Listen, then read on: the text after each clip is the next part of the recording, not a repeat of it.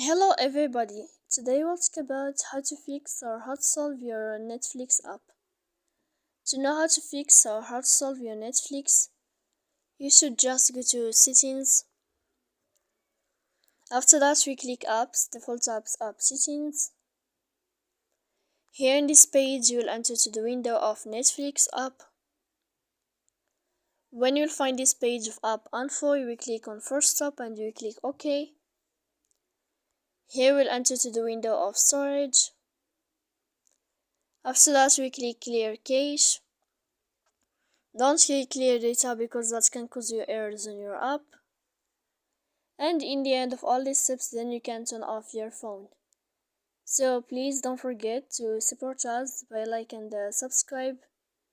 See you next time in another video, and thank you for your attention and your watching.